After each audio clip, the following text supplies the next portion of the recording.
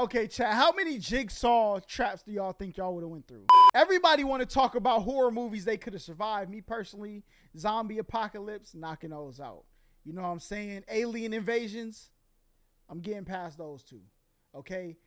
Now, Django, GG's to me, big fella. Let's get it. No, horror movies were a big part of my childhood. And not because I used to watch them. On the and this is my first time watching this channel. Derek, we got to hit the sub if we're going to react. You know what I'm saying? contrary, I used to avoid them at all costs. The jump scares, the gruesome kills, all of it terrifying to me. I was a scaredy cat, I'm not gonna lie. But I think what scared me the most back then was the fact that if I was in any of those movies, I would not survive. What is a 6-year-old gonna do against this? But now as a full-fledged, grown 21-year-old, I actually believe I have a pretty good shot against most of these horror movies. And yeah, I said most of them. I'll be going over a few of the horror movies. Oh yeah, we're getting Chucky up out of there, bro. I can survive easily, giving you my strategy and my thought process in the process, and some of the ones that I can't.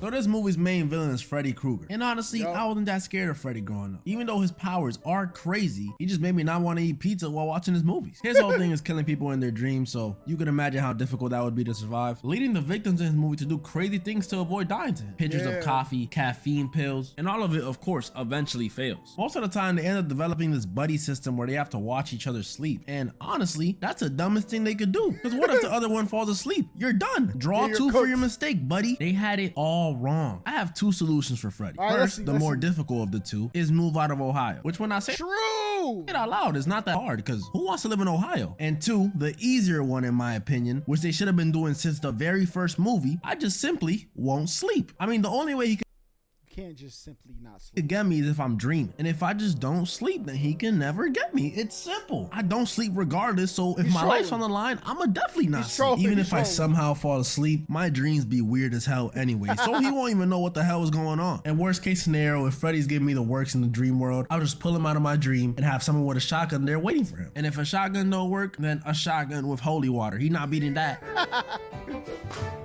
The Leprechaun. Now this one is the one that you guys are gonna underestimate. He's this hideous little leprechaun who has magical powers, and he'll come after you if you touch his gold. He has the ability to teleport, grant wishes, regenerate, and impersonate people's voices. And also, guns don't work on him. Like, look, 1, 2, 3, 4. His weaknesses vary from movie to movie. Sometimes it's a 4-leaf clover, sometimes it's a piece of metal, and sometimes it's a medallion. And you're probably thinking, just avoid the gold. Don't be silly.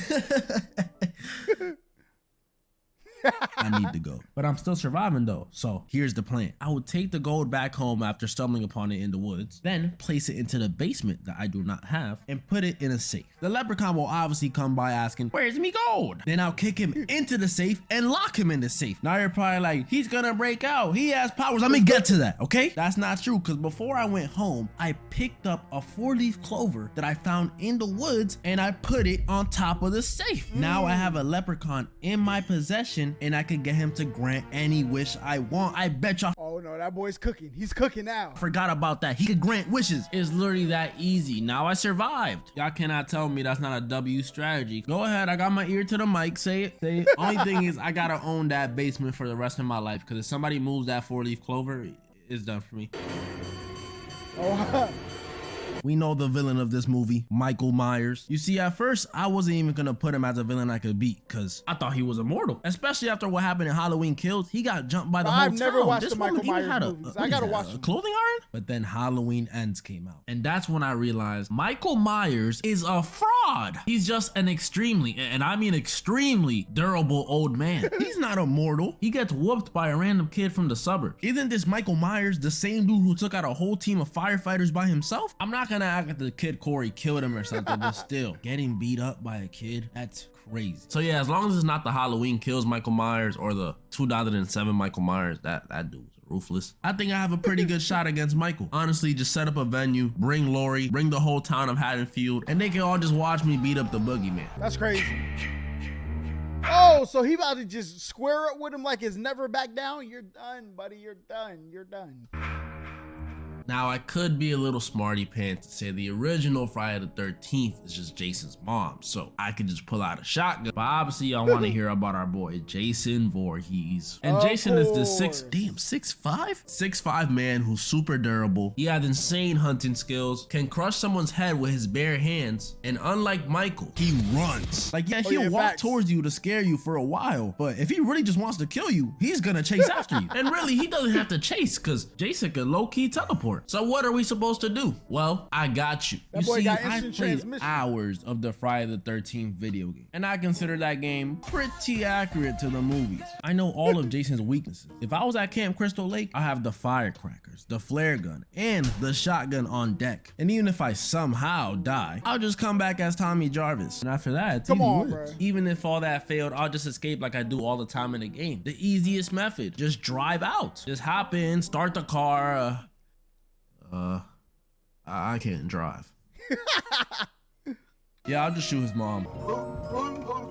Uh-oh, Five Nights at Freddy's. Let's see this one. The new Five Nights at Freddy's movie. Now this one's a little tricky, because first of all, you're not dealing with your average Joes anymore, okay? These are ghosts, spirits, demons, controlling animatronics. Second of all, the setting, terrifying. A pizza place, let alone a Chuck E. Cheese style pizza place? Yeah, they definitely got the edge in that regard. And on top of all of that, it's 4 killers, not just one. So your awareness has to be on 1,000. Even though it hasn't come out yet, I'ma assume it's just like the game. And just like I said for Friday the 13th, while many people won't think they will survive, I will. I've watched plenty of Five Nights at Freddy's gameplay. I've watched all the game theory videos. All I'm missing is meeting the creator himself, Scott Coffin, and that can be arranged. Just hit me up. I know the animatronics better than they know themselves, honestly. Freddy, Bonnie, and Chica, they're not doing nothing to me. I'm keeping them doors closed. And Foxy, what is Foxy gonna do?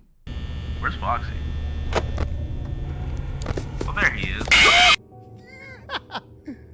No. He said no. Okay, chat. How many jigsaw traps do y'all think y'all would have went through? I should make a video about. No, maybe I'm not the YouTuber for it. Some YouTuber needs to make a video where they rate every jigsaw trap. There's got to be a video. There's got to be one. Now I'm going to be very honest. I know it's the thumbnail, but I am not surviving a single Saw movie. I'm sorry. I'm sorry. A whole movie? Maybe not. A trap? A couple of them traps I could have done. Literally every trap is almost impossible to survive. And what annoys me the most is that the creator of the games, he really thinks he's being fair. He thinks he's helping people appreciate life. That's that pain ideology. No, bro, you're just a murderer. Only a handful of people survive your movies. Out of like 100 people, and I would know. I watch Kill Count. I look at how unfair some of these traps are. The chain trap from Saw 3, bro, how is he gonna rip that out his lip? His jaw would. Yeah, that's crazy.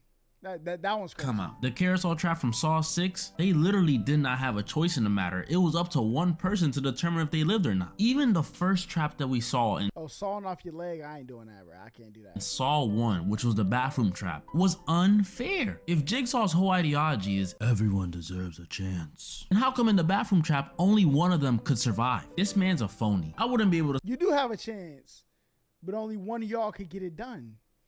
Where there's winners, there must be losers. You heard moderate, you know what I'm saying? Survive. I'm sorry. What would I even be in there for? Jaywalking, tax evasion, arson? None of that is a big deal. The only trap I could really see myself surviving is maybe the handbox trap from. That's the one I was thinking. I could get through that. Saw 2. If you look behind her, there's a chair. I would use that chair to break the glass and take the syringe. No. Boom. You don't need it to break the glass because it's probably a bulletproof glass, but you use the legs of the chair to hold the needles open.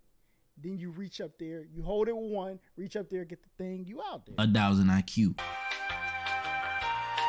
Belko's there now. You see, I never watched this movie, but I did watch plenty of The Office and I played Fortnite. So I'm pretty sure I could figure it out. So here's the plan. I would have called out of work. I know.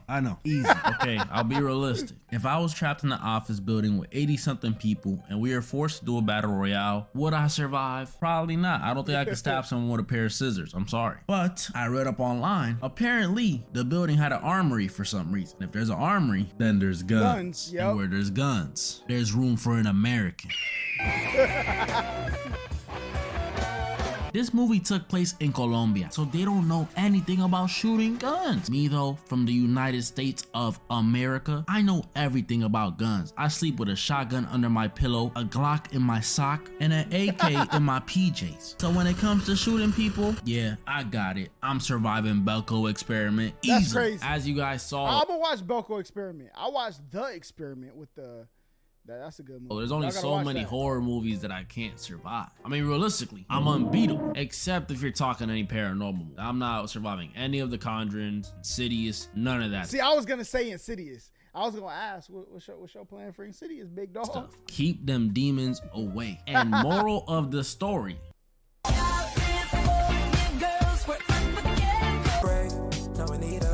Okay, we found another banger channel. Hey, we're gonna have to react to some more of these. Now, me personally, I'm getting through all of these movies, okay? I think I could get through everything except Endgame, all right? But if I was if I was Thor, I would have went for the head the first time, all right? Get it right the first time.